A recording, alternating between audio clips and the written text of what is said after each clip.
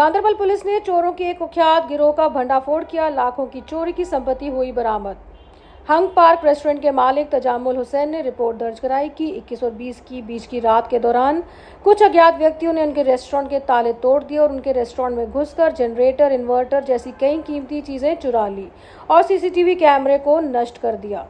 Police party ने कुछ संदिग्धों पर ध्यान केंद्रित किया और उनकी तलाश शुरू कर दी। इस प्रक्रिया में संदिग्ध इरशाद अहमद निवासी नैनी नारा सुंबल को गिरफ्तार कर लिया गया और लगातार पूछताछ के दौरान उसने अपराध कबूल कर लिया और अन्य अपराधियों की पहचान भी बताई, जिनके नाम फिरोज अहमद और मोहम्मद सलीम कालू दोनों निवासी नैनी नारा सुंबल हैं, जो अपराध के दौरान उनके साथ थे। आरोपियों के खुलासे पर नैनी नारा सुंबल में विभिन्न स्थानों से लाखों रुपए की चोरी की गई संपत्ति बरामद की गई। इसके अलावा अपराध करने के लिए इस्तेमाल की गई गाड़ी को भी जब्त कर लिया गया। आगे की जांच जारी है और कुछ और अपराधियों की गिरफ्तारी और चोरी की गई संपत्ति की बरामदगी की उम्मीद भी है। आम जनता ने चोरों को पकड़ने और लाखों की चोरी की गई संपत्ति बरामद करने पर गांदरबल पुलिस की सराहना की है और उम्मीद जताई है कि इस तरह के अपराधों में शामिल अपराधियों से कानून के तहत सख्ती से निपटा जाएगा। जिला पुलिस गांदरबल ने लोगों से अपराध मुक्त समाज बनाने में जम्मू कश्मीर पुलिस के साथ सहयोग करने का अनुरोध किया है। गांदरबल पुलिस ने पीछे दो अच्छे काम किए हुए हैं, जिसमें दो चोरियां हुई थी यहाँ पे। एक गांदरबल पुलिस स्टेशन की जेडी में हुआ था और एक गुंड पुलिस स्टेशन की जेडी में हुआ था। उन दोनों चोरियों को हमने वर्कआउट किया है, बहुत ही कम टाइम में उनको वर्कआउट किया हमने और उसमें रिकवरीज भी अच्छी खासी की हुई है। पहले मैं आपको बता देता हूँ कि गुंड पुलिस स्टेशन को 22 तारीख को इन्फॉर्मेशन मिली थी, 22 मार्च को, कि 21-22 की रात में कुछ चोर आए थे और जो हंग पार्क है, वहाँ पे हंग पार्क के पास एक रेस्टोरेंट है, वहाँ से उन्होंने बहुत सारे सामान चुराए थे, जिसमें एक जनरेटर है, कुछ गीजर्स हैं, ग्रिल्स हैं, टोस्टर्स हैं, गैस सिलेंडर है और भी बहुत सारी रेस्टोरेंट की चीज़ें थी।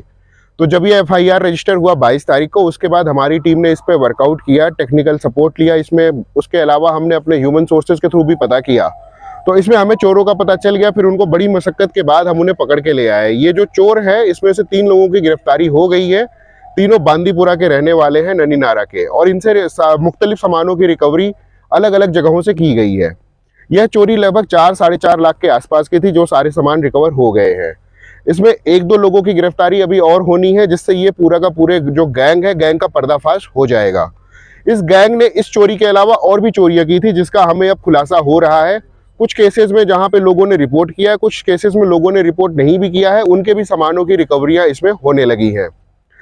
इसके अलावा अप्रैल के महीने में 2 अप्रैल को एक और चोरी की वारदात सामने आई थी, जो कि गांदरबल थाने के जेडी का है मसला।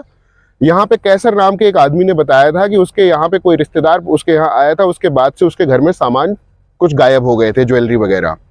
तो इस पर तुरंत कार्रवाई करते हुए जो हमारी टीम है, उसने अगले दिन ही पर्चा रजिस्टर किया और फिर जो भी उसमें सस्पेक्ट था उसको लेके आए। फिर उससे पूछताछ हुई।